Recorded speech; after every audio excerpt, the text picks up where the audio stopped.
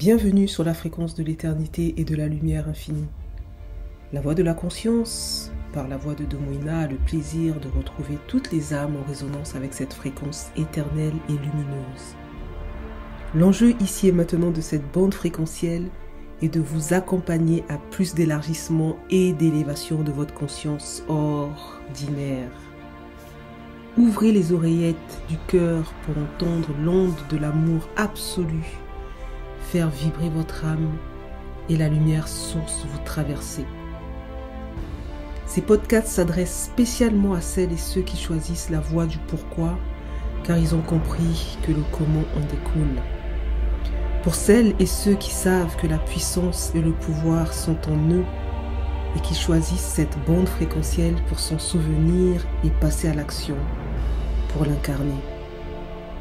Puissent les grâces divines inonder votre chemin et les bonnes paroles jaillonner votre vie pour l'éternité. Il y a bien longtemps, le 21 janvier, une lumière de plus s'est manifestée ce jour-là sur notre terre-mère sacrée. C'est la raison pour laquelle aujourd'hui est un jour spécial pour moi.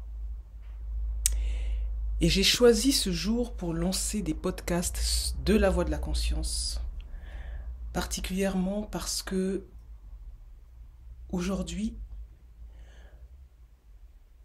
nous rentrons dans une configuration astrologique très particulière et très chère pour moi. Pluton rentre dans la planète du Verseau, et ce, durant environ 20 ans. Donc, juste pour poser rapidement le cadre, je ne suis pas astrologue. J'ai eu par le passé à suivre quelques cours d'astrologie, mais je n'ai pas choisi cette voie parce que j'avais d'autres choses à réaliser, à manifester par rapport à mes enjeux. Toujours est-il que je garde toujours une affection particulière pour les astres et par rapport à l'influence que ces derniers ont sur nous. Donc la voix de la conscience,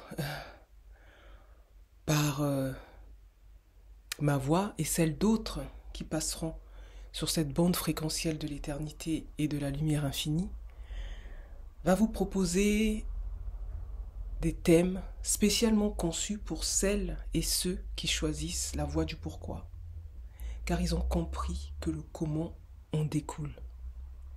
Vous êtes certainement nombreux à chercher depuis plusieurs années, pourquoi pas depuis plus de, je sais pas, si je prends juste la venue d'Internet depuis environ plus de 20 ans, des solutions dites entre guillemets magiques à travers des comment ceci, comment cela, comment cela, comment cela. Bien évidemment, je ne vous jette pas la pierre parce que je suis moi-même passé par là. Je dirais, ça a été court dans cette existence, ce passage, parce que à 4 ans, j'ai fait une expérience où je vois mon corps allongé sur le lit et j'ai eu cette question, mais qui suis-je? Et ça a été le début de ma quête. J'étais choquée de me voir dormir, en tout cas de voir ce que je pensais être moi, c'est-à-dire le corps, ce corps, et je constate qu'en fait je suis en train de me balader dans les 4 coins du lieu où je vivais à cette époque-là, uniquement par la puissance de mon intention. Donc ça a été pour moi le début de ma quête. J'avais environ 4 ans. Oui, je dirais que j'avais 4 ans puisque entre ma naissance et l'âge de 7 ans, j'ai énormément de souvenirs de dates parce que j'ai vécu dans plusieurs endroits. Et à 4 ans, je me trouvais à Limoges. Je venais d'arriver nouvellement d'Afrique. Et on a passé environ 2 ans et demi ici avant de retourner au Congo. Et donc, comme je le disais tout à l'heure, la voix de la conscience par ma voix et celle d'autres personnes qui passeront sur cette bande fréquentielle vous proposera différents sujets qui vont vous accompagner au pourquoi il vous arrive cela. Et j'ai choisi ce positionnement parce que je pense qu'aujourd'hui, avec tout ce qui vous a été proposé jusqu'à présent, vous avez certainement compris beaucoup, beaucoup de choses. Et je n'en doute point. Et je suis persuadée à plus de 90%, pour être gentil, que bon nombre d'entre vous constatent que leur compréhension ne va pas avec l'intégration de ces compréhensions dans leur quotidien, dans les actes qu'ils pensent. Comme si, dans les actes, pas qu'ils pensent, mais dans les actes, comme si la pensée n'était pas en accord avec l'action. Ou les sentiments que vous pouvez éprouver ne sont pas en accord avec l'action. Il y en a un, il y a plus de plusieurs millénaires, si toutefois il a véritablement existé, mais on s'en fout, c'est symbolique tout ça. Il a dit, lorsque 1 et 2 seront réunis, je serai là. Quelque chose comme ça. C'est-à-dire que le verbe, en tout cas ça c'est ma façon d'analyser cette phrase, c'est-à-dire que le verbe créateur se manifestera.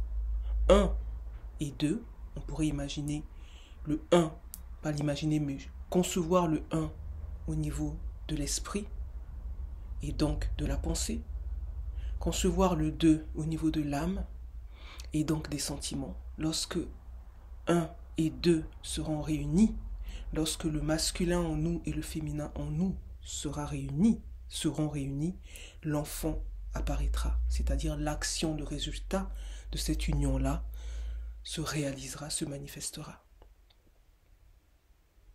Donc l'enjeu aussi de ces podcasts,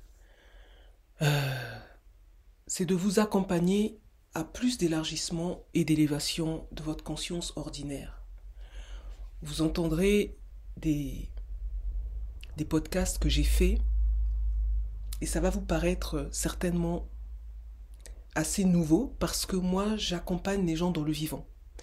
Et certains des podcasts sont des extraits d'accompagnement que je fais, que ce soit à travers des groupes que j'ai sur WhatsApp et sur Telegram, ou des questions que l'on me pose, toujours dans ces canaux-là. Et puis je réponds dans l'instant du moment où je reçois la réponse, la question et la réponse aussi. Donc je peux être en train de finir de faire du sport par exemple, ou de marcher, ou que sais-je. Et lorsque j'entends la question, dans l'ici et maintenant, en fait, je réponds à la personne.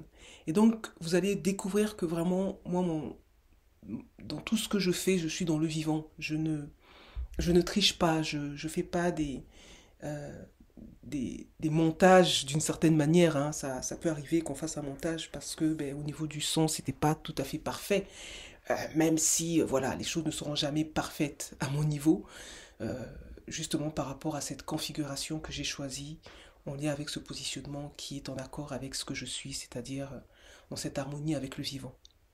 Donc rien que pour ça, je vous demande de m'excuser pour la qualité technique que vous pourrez avoir à l'écoute de ces podcasts.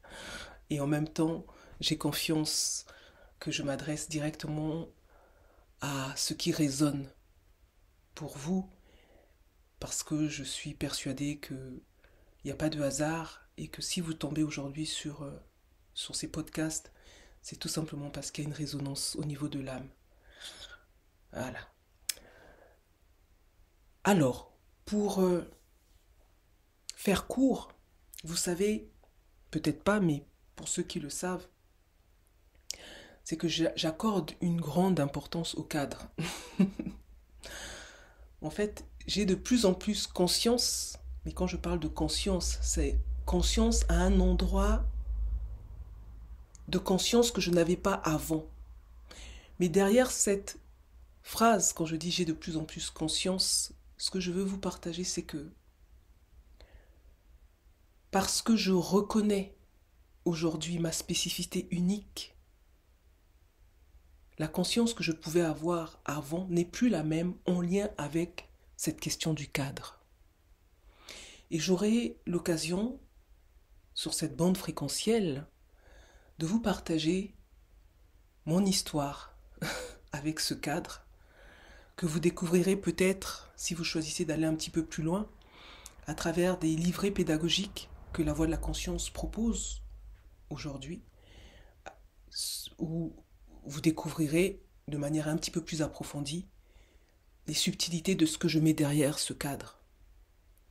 Et l'importance d'intégrer le cadre sous le regard de la Voix de la Conscience. Pourquoi je dis ça ? Vous êtes tous et toutes conscientes de ce que c'est qu'un cadre. Un cadre familial, professionnel, amoureux, enfin le cadre il est partout. Et ce que j'ai pu constater depuis toutes ces années que j'accompagne certaines personnes, c'est que elles avaient, oui, leur cadre, mais elles n'avaient jamais défini, par exemple dans une relation de couple, le cadre de leur relation de couple. Et donc lorsque l'un des partenaires, par exemple, trompait l'autre partenaire, et bien en fait, ça prenait des proportions souvent qui pouvaient aller jusqu'à la séparation, alors que si le cadre avait été défini, il n'y aurait pas forcément besoin d'aller vers une séparation, surtout lorsque il y a des enjeux en lien avec une famille, des enfants et ainsi de suite, et que l'amour est encore là. Quand je parle de l'amour, je parle bien de l'amour à l'endroit des névroses humaines, ce que je qualifie souvent d'amour mal placé. Mais ce n'est pas le sujet, j'y reviendrai dans d'autres podcasts. Donc en fait, ces personnes-là sont dans des relations, même au niveau professionnel et ainsi de suite, mais elles ne mesurent pas que rien qu'en signant un contrat, l'entreprise leur impose, entre guillemets, le cadre de fonctionnement de cette entreprise-là. Mais elles le savent intellectuellement. Et puis lorsqu'elles vont rentrer chez elles, eh bien en fait, il y a quelque chose qui n'est plus cohérent ou qui ne s'aligne pas avec un positionnement cadré. Je m'explique. La dernière fois, sur ma chaîne YouTube, il y a Simo et Amélie qui ont fait, justement, c'était le 12 janvier, qui ont abordé ce sujet autour du cadre. Et puis il y a une personne qui a posé une question en disant, enfin qui n'a pas posé une question, qui a affirmé l'importance du cadre et l'importance de la sécurisation que le cadre pouvait apporter dans nos vies, rien qu'en pensant par exemple au code de la route. Et en fait, ce que je leur partageais après, c'était que, ben oui, ce que cette personne-là disait, c'est tout à fait clair, logique, ben oui, tout le monde le valide. Mais la question à se poser, mais qu'est-ce qui fait qu'il y a autant de transgressions, alors même que les gens ont compris intellectuellement ce que c'est qu'un cadre? Et ce que j'ai pu donc observer, et c'est la raison pour laquelle au début je vous disais que j'ai de plus en plus conscience, mais en fait c'est pas la conscience de la conscience, c'est l'habitation de la reconnaissance de ma spécificité unique qui fait que par l'expérience et ce dont j'ai été témoin dans mon cadre professionnel,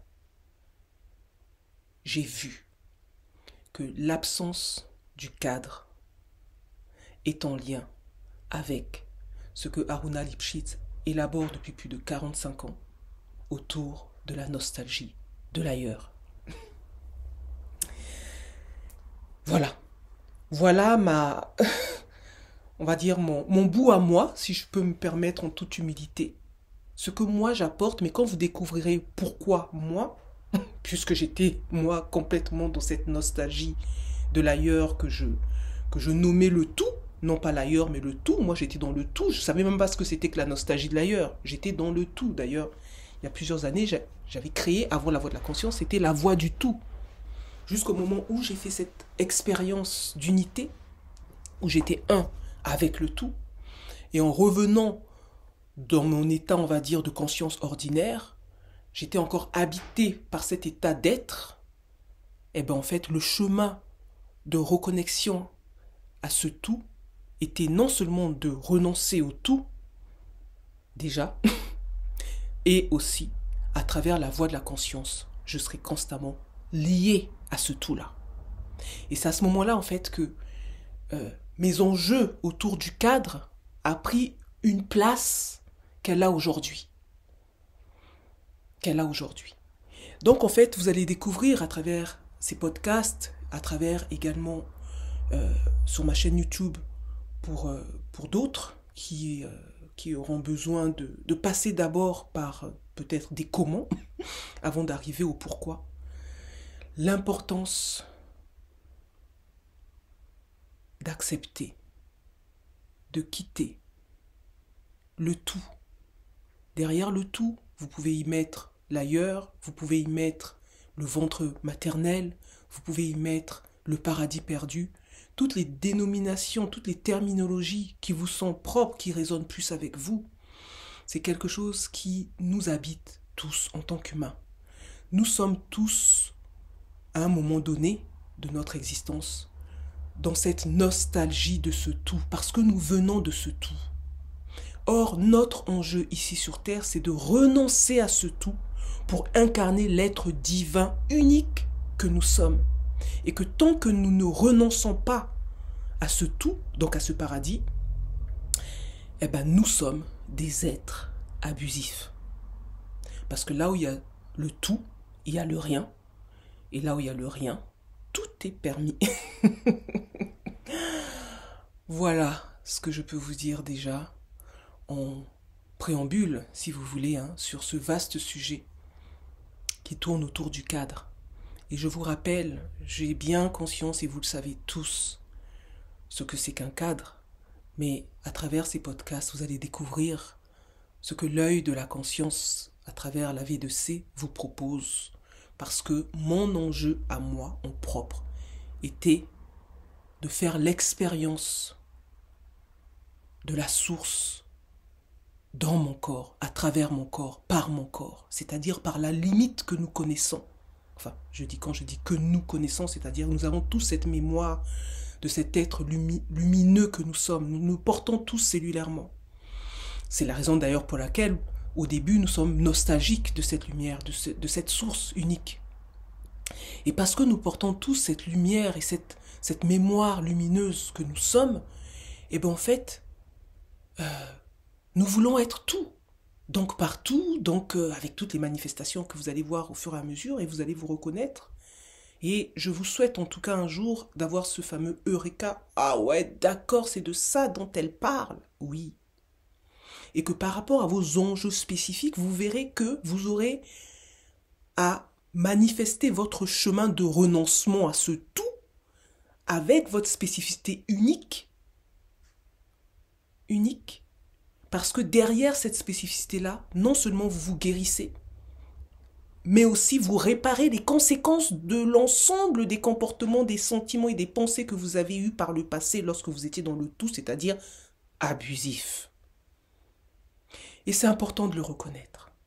Sans condamnation, sans ceci, culpabilité, sans honte, parce que de toute façon, si vous êtes dans la condamnation, dans la culpabilité, dans la honte, vous n'êtes pas dans la responsabilité. Donc, ce sera impossible pour vous de faire le prochain pas par rapport à une récapitulation que vous aurez à faire, un bilan que vous aurez à faire par rapport à votre passé, à votre héritage transgénérationnel, à votre héritage par rapport à vos lignées, à votre héritage par rapport à votre race, par rapport et à la race humaine. Donc vous n'aurez même pas encore commencé la réparation, donc la résolution de ce vase, comme disent certaines traditions, de ce vase brisé, dont nous avons tous, en tant qu'humains, à faire notre part pour que cette unité soit là, en chacun de nous. Le prochain pas après ce bilan, cette récapitulation, c'est forcément de réparer. Et chacun a sa façon de réparer. Par rapport à ses enjeux, par rapport à sa spécificité, par rapport à ce qui va lui permettre justement de rayonner sa lumière. Et donc moi, comme je vous disais, j'étais à l'époque dans la voie du tout parce que j'étais tellement emboîté, il n'y avait même pas d'emboîtement, j'étais tellement dans ce tout et tout et tout et tout, que mon âme avait choisi, ok, c'est à travers la limite de ton corps que tu vas vivre l'expérience du divin en toi, que tu vas vivre l'expérience de cette source dans cette limite. Et je peux même vous dire que lorsque vous touchez la conscience de la source, dans une réalité où vous êtes le grain de sable sur la plage, vous dites « Ah oui, d'accord.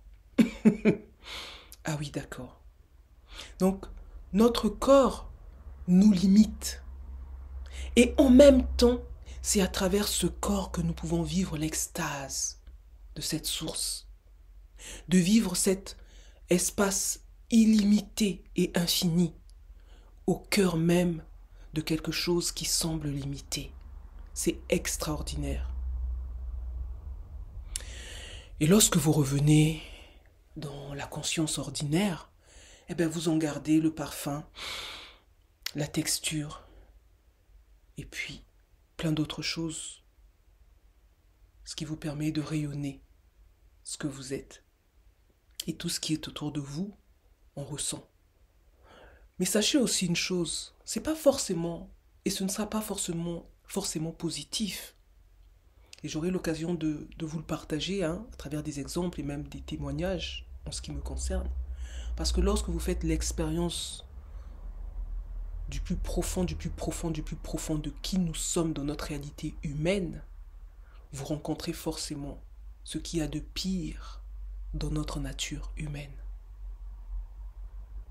Donc je ne vais pas m'étendre sur le sujet et sur ce que je viens de vous dire là, mais je vous invite vraiment à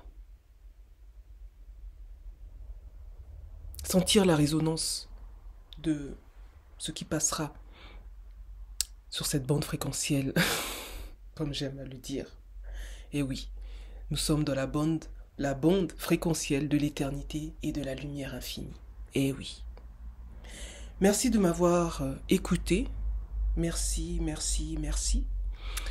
Partagez si vous sentez la résonance avec d'autres âmes et sens qui pourraient, comme vous et moi, participer à cet élargissement et cet éveil de cette conscience collective et faire en sorte que cette ère du Verseau qui se pointe là, ici et maintenant, nous puissions tous vivre de manière harmonieuse parce qu'il y aura plus d'équilibre et d'ordre. Merci de m'avoir écouté et je vous dis à très bientôt.